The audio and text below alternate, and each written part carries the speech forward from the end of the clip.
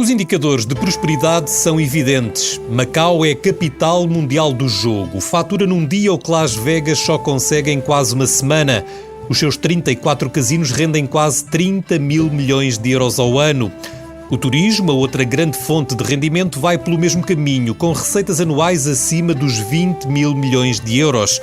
O PIB per capita é superior a 100 mil dólares e, pelas contas do FMI, Macau poderá mesmo passar a liderar esse ranking mundial já em 2020, ultrapassando o Qatar.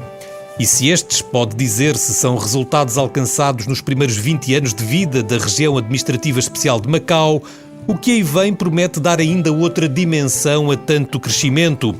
Macau faz parte do projeto Uma Faixa, Uma Rota, o plano estratégico com que a China se está a expandir pelo mundo e, mais concretamente, enquanto parte integrante da Grande Baía. Nesse caso, num triângulo que inclui Hong Kong e 9 cidades da província de Guangdong, no sul da China, Pequim decidiu que Macau será muito em breve o centro mundial do turismo e lazer, bem como uma plataforma de serviços para a cooperação comercial entre a China e os países de língua portuguesa. Esse destino está traçado, mesmo que o futuro já se confunda com o presente. Até os mendigos, quando dizemos que não temos trocos, eles aceitamos em moeda de Hong Kong ou de Macau.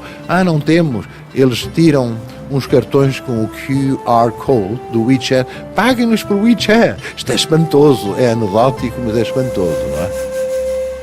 Carlos Marreiros, arquiteto, professor e artista plástico, nascido em Macau há 62 anos, é um dos defensores dos caminhos que têm sido seguidos. A declaração conjunta, que durante 50 anos dá a Macau um estatuto especial, exemplo prático da política um país, dois sistemas, Carlos Marreiros chama modelo de descolonização. Nestes 20 anos tudo mudou e nada mudou.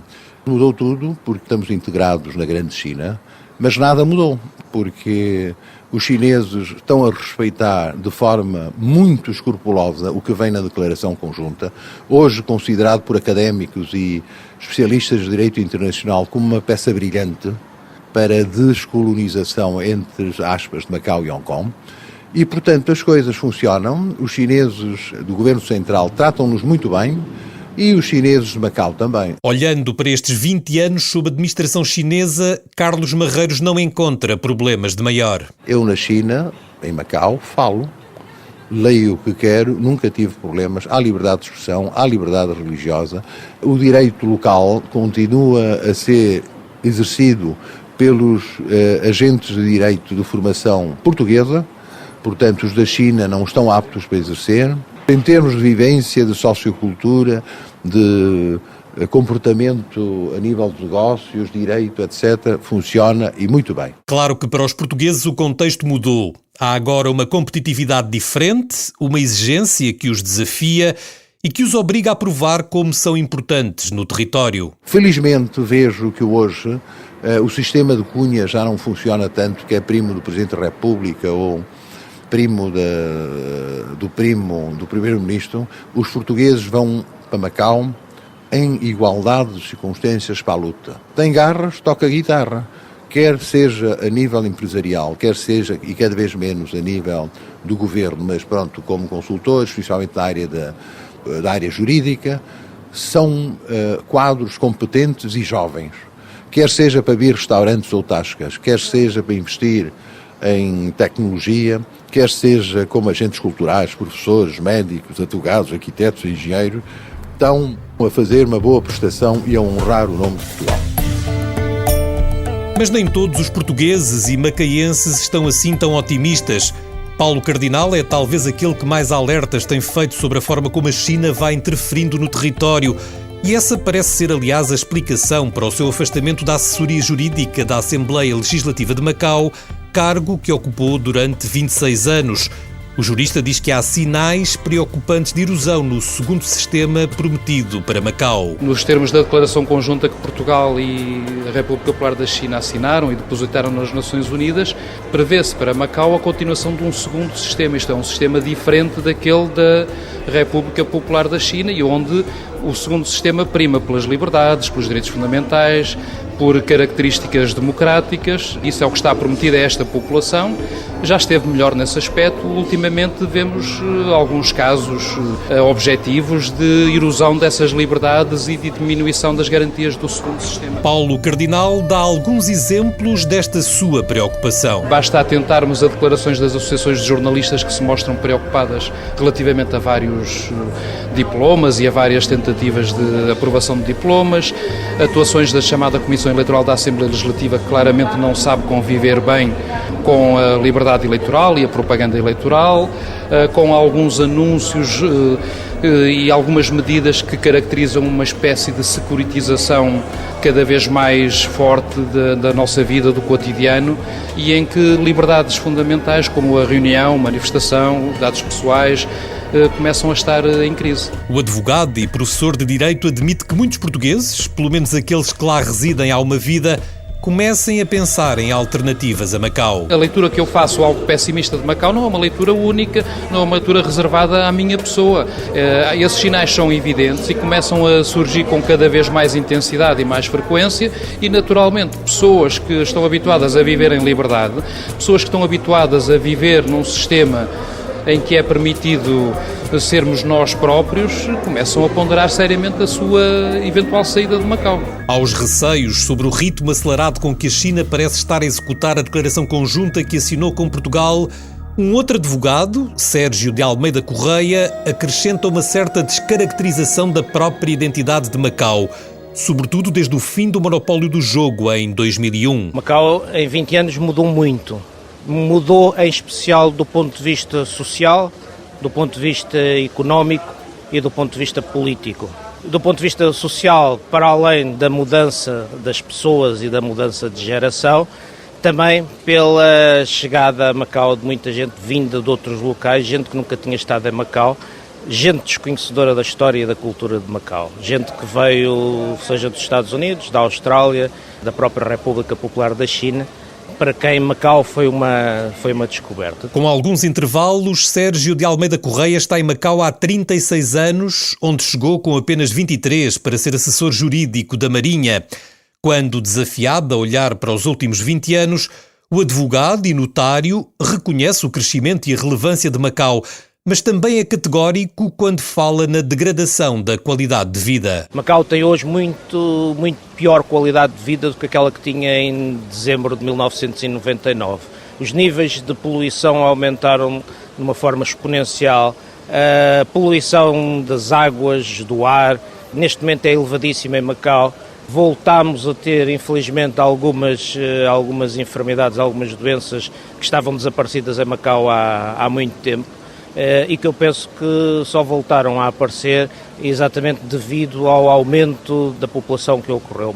E, portanto, isto mudou muita coisa e a circulação tornou-se difícil, o turismo aumentou 3 ou 4 ou 5 vezes, portanto, a vida para quem cá está tornou-se mais complicada. Consequências do crescimento registado nas 2 últimas décadas que incluem a dificuldade de sobrevivência de muitas famílias. António José Freitas, provedor da Santa Casa da Misericórdia de Macau, explica que nem todos conseguem ter rendimentos suficientes para viver nesta nova Macau e entre esses há um número considerável de portugueses. Há sempre uma pobreza escondida. Há muita gente que com o desenvolvimento em fluxo, digamos assim, dos últimos anos, ganham, mas não recebem o suficiente para fazer uma vida condigna. E daí temos a Loja Social, que é um projeto decalcado de Portugal, onde existem muitas, e mensalmente distribuímos cabazes alimentares, géneros alimentares, para essas famílias, como forma de aliviar, digamos assim, o seu dia-a-dia. Sem perder o sentido positivo com que olha para quase tudo, o arquiteto Carlos Marreiros vê-se, no entanto, obrigado a concordar que Macau não cresceu bem. Não estava, nem se preparou, entretanto, para tudo o que lhe aconteceu nas 2 últimas décadas. Foi demais porquanto as pessoas não estavam à espera, as estruturas governamentais também não estavam à espera, tiveram que se adaptar para um desenvolvimento brutal, urbano e também de massa financeiras. Ninguém expectava ter 33 milhões de visitantes por ano o trânsito está mal resolvido, as infraestruturas, a habitação social, económica e pública vai pobre, a medicina vai bem, mas devia estar melhor. Há uma juniorização das estruturas da administração, porque não houve tempo suficiente para preparar gente com mais maturidade. Macau está a crescer e há de encontrar o ponto de rebuçado do seu balanço. Já quanto às dúvidas sobre as intenções da China, à forma como o regime está ou não a respeitar o segundo sistema a que se comprometeu na lei básica, Carlos Marreiros diz que não se justificam. Está talvez a confundir-se incumprimento com planeamento. Não tem razão de ser, estas pessoas deviam fazer um esforço para pensar, antes do mais, estão na China. E se estão na China, têm que compreender o que o poder legitimamente soberano pensa que é fazer por Macau. Segundo ponto, mas o chinês que organiza as coisas ao contrário de nós e, enfim, da política europeia, que organiza, faz planos de anos, a China faz planos de décadas e, portanto, naturalmente que tem que preparar as estruturas para que um dia seja totalmente integrado na China. Uma coisa é certa, diz José Manuel Simões, diretor do Departamento de Comunicação da Universidade de São José e há quase 12 anos a viver em Macau. Apesar dos mais de 400 anos de história em comum, materializado sobretudo no património que os turistas visitam antes ou depois de irem aos casinos, Macau é cada vez menos um sítio onde os portugueses se sentem em casa. Se fores a Macau e não falar chinês ou inglês, terás muita dificuldade em comer, terás muita dificuldade em estabelecer um diálogo, muita dificuldade em interagir. Existe parte histórica, o legado de português continua bem preservado. Se me perguntas se os casinos engoliram essa presença, não, porque vivem autonomamente. Mas se me perguntares se efetivamente um português está em casa em Macau, só se amar aquela terra, não por ter vestígios da cultura portuguesa ou da raiz portuguesa. Na verdade, há hoje mais falantes de português do que em 1999, mas isso explica-se com o interesse que a China tem na língua como veículo para chegar ao mundo lusófono, para poder gerir os seus interesses em África e no Brasil. Nesta altura, há 39 universidades chinesas a ensinar português, 5 delas em Macau, e uma certa exportação de estudantes para Portugal. A própria China está a incentivar inúmeras universidades a ensinarem português. Há uma procura incessante de professores de português em várias universidades, Pequim, Xangai, mesmo do interior da China, e, portanto, esse fluxo de chineses a ir para Macau, eu diria que é menor do que os chineses que vêm para Portugal, nomeadamente para Coimbra ou para Braga, que há um fluxo consistente. Também são muito poucos aqueles que vão estudar em língua portuguesa em Macau. Apesar desses cursos existirem, tem muito poucos alunos. Pena é, diz José Manuel Simões, que nem todas as universidades tenham a mesma margem de manobra.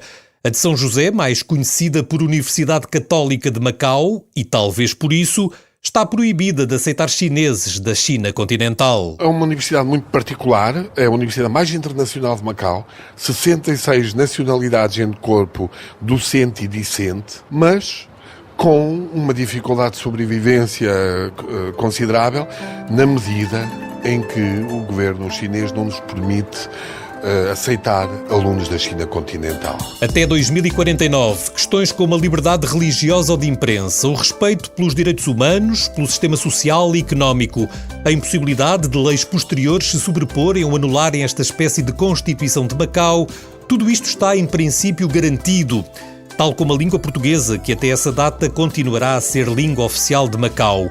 O Presidente da República acredita que isso vai acontecer sem sobressaltos ou desvios ao programado.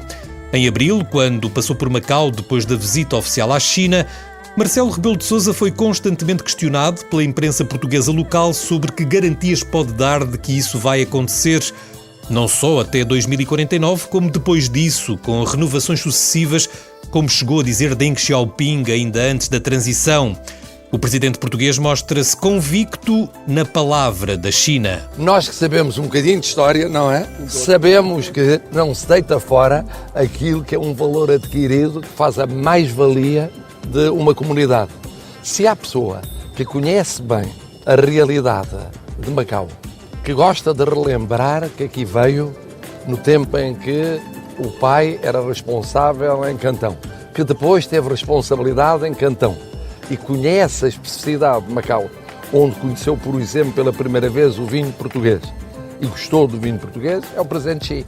Portanto, só para lhe dar um exemplo de uma pessoa que, como imaginarão, tem muita influência no presente e no futuro da República Popular da China e que sabe do que estamos a falar. E isso é uma grande vantagem. Sabe de Macau, acompanha de perto o que se passa em Macau. Portanto, quando falamos de Macau, falamos de uma realidade que um e outro tratamos por tu. Nessa altura, em abril, ainda não tinha começado o movimento estudantil de revolta em Hong Kong. Ainda não se questionavam eventuais incumprimentos por parte da China e muito menos a hipótese de contágio a Macau. Agora, mesmo que de forma ainda moderada, esse debate já se faz e a pergunta é inevitável.